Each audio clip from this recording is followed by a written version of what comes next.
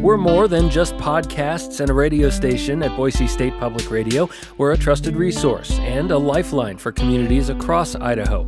It's up to all of us to safeguard public media's future. You can learn more at protectmypublicmedia.org. Together, we can ensure that Boise State Public Radio remains a trusted resource for you and your neighbors for generations to come. From Boise State Public Radio, this is The Connector. Good morning, I'm George Prentice. We've got plenty of interesting stories for you today, including, that Ada County mobile voting unit that rolls from community to community, bringing a polling place to neighborhoods. Well, Ada County is parking that for good. Plus, we'll tell you how the state wants to ramp up timber production on federal lands. And we have a dilly of a forecast for you, all coming up. It is Thursday, the 1st of May. I'm George Prentice. Here come today's stories.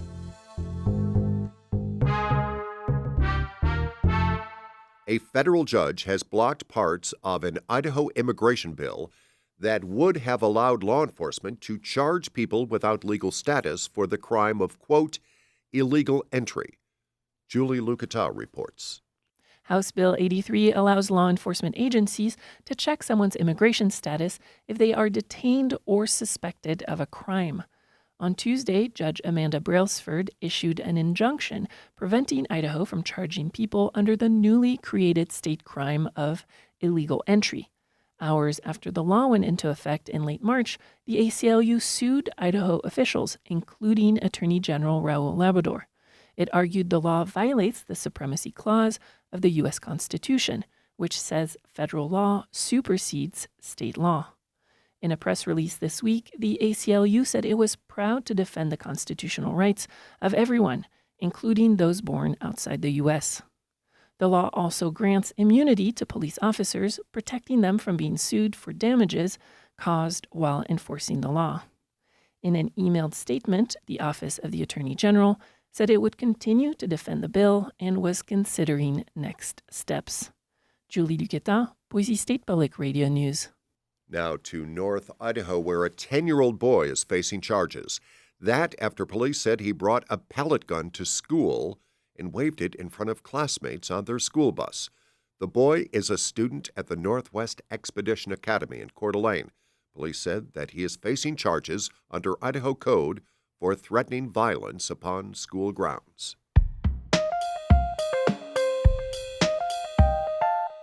Ada County is parking its mobile voting unit, this time for good, as Troy Oppie reports. The unit, offering what was dubbed at the time as food truck voting, was first deployed in 2016 when there were only 3 permanent places to vote early around the county.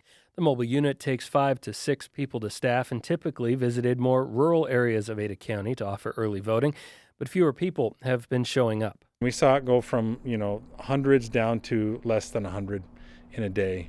That's Ada County Clerk Trent Triple. He says the most popular site for the mobile unit recently was in Star, but Star City Hall is now one of the 8 permanent early voting sites across the county, and most people are within a few minutes' drive of an early voting site. And we combine that with the logistical challenges that we've had in deploying the trailer when it comes to inclement weather and having to shut it down when a system comes through. We just felt like now was the right time. The trailer will live on as a backup option the county can use if there's an issue at a voting site, Triple says. If you want that food truck voting experience one last time, the mobile unit will be deployed for early voting and Election Day, May 20th, at election headquarters on Benjamin Lane. That's because of construction in the elections facility. Troy Oppie, Boise State Public Radio News.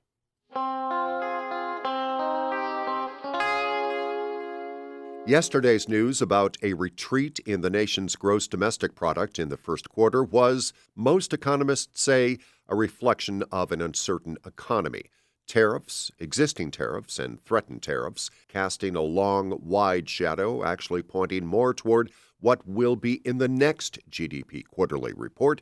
So what should Idahoans be looking for sooner than later on store shelves? I think grocery prices are definitely at risk of going up if the tariffs continue. The other possible outcome is that it creates a recession. in which case prices won't go up, but just overall spending and demand will go down.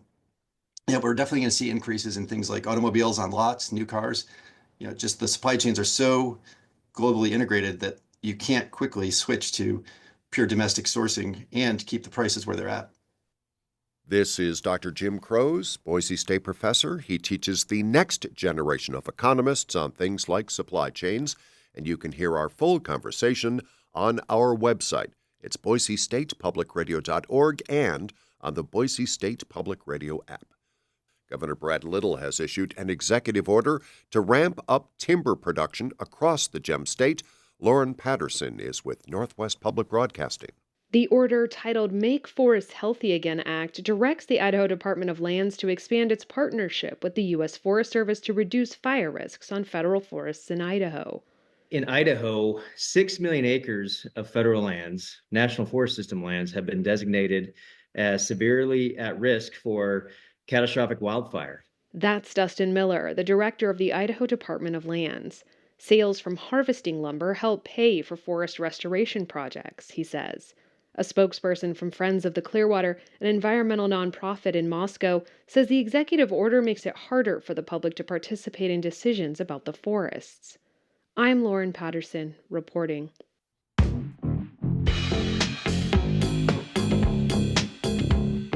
Stephanie Henry is over at the National Weather Service office in Boise. Hi, Stephanie. Hi, how's it going? It's going well on a Thursday, so let us in on the forecast for today. Well, we do have high pressure over the area, which is going to bring us some nice sunny skies, warmer temperatures than what we've seen in the past couple of days. We're looking at roughly mid-70s in the valley today, and then tomorrow a little bit warmer with strengthening high pressure and southerly flow aloft, and that will bring us to the low 80s in Boise. Okay, so let's talk about the change that you've talked about a little earlier this week, but there's a big change coming for the weekend, yes? Yeah, we are looking at a Pacific low pressure system arriving sometime late Friday, early Saturday. It will start to spread moisture into our area beginning on Saturday. So we're expecting chance of thunderstorms, showers across the area. We should see some pretty active weather there. We're not 100% sure where exactly the thunderstorms are going to set up, but as that comes closer, we'll know a little bit more. But it will get colder on Sunday as that low pressure system influences the area a bit more. Showers should start to shift off to the east, so we'll have a little bit of drier weather moving in by Sunday evening, afternoon, evening, and then drier on Monday, but we're looking at maybe a little bit of a warm-up as early as Monday, Tuesday next week. Okay, plenty of change there, so thanks for setting us up for all of that. Stephanie Henry over at the National Weather Service office. Stephanie, have a great Thursday. Thank you. You too. And that is today's episode of The Connector. I'm George Prentice. We will see you back here on Friday. To stay in touch with the news between now and then, check out boisestatepublicradio.org or download the free Boise State Public Radio app. And thanks for listening.